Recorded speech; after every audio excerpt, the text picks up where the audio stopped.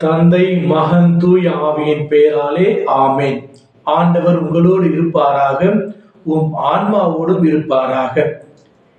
இறையேசுவில் பிரியமுள்ள சகோதர சகோதரிகளே, இந்த புதிய நாளை சந்தோஷத்தோடும் ஆரவாரத்தோடும் தொடங்கி இருக்கின்ற உங்களை வரவேற்பதில் பெரும் மகிழ்ச்சி அடைகின்றேன். இந்நாளிலே இறைவனுடைய அருளும் ஆசீர்வாதமும் நல்ல உடல் நலமும் கிடைக்க உங்களுக்காக சிறப்பாக ஜெபிக்கின்றேன்.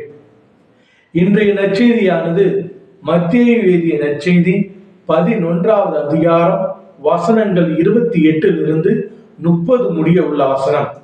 மிக சிறிய வசனம், ஆனால் அது நமக்கு கொடுக்கும் செய்தி மிக பெரியது.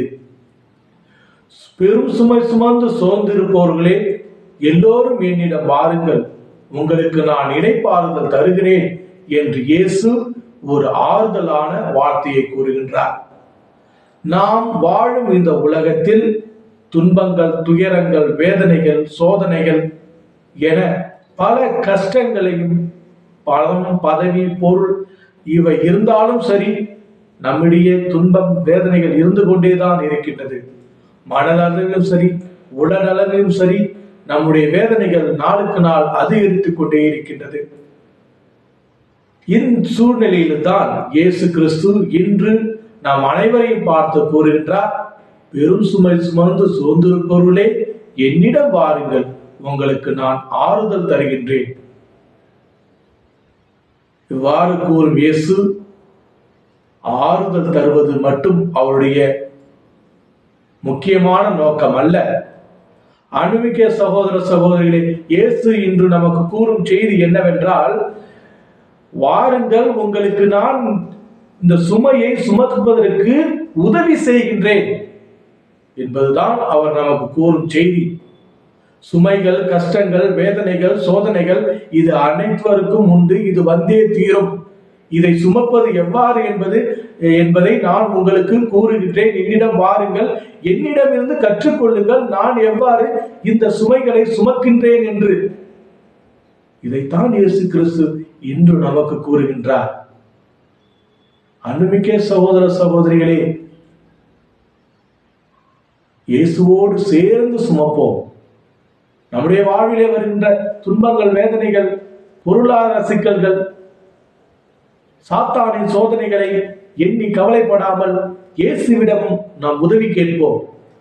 ஏசையா, இந்த துன்பங்களையும் துயரங்களையும் சுமப்பதற்கு எனக்கு உதவி செய்யுங்கள்.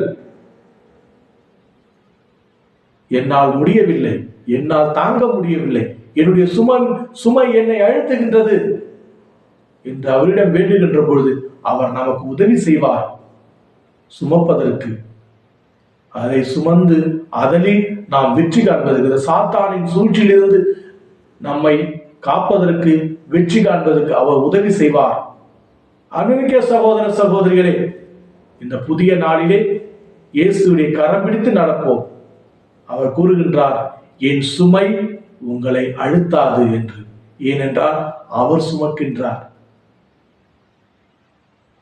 அவரிடம் நாம் சரணாகதி அடைவோம்.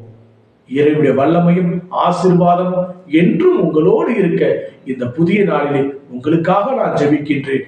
இயேசுவோடு சேர்ந்து பயணிப்போம். எல்லாம் வல்ல இறைவன் தந்தை, மகன், தூய திரு-ஆவி உங்கள் அனைவரையும் நிறைவாக ஆசீர்வதித்து வழிநடத்துவாராக. ஆமேன்.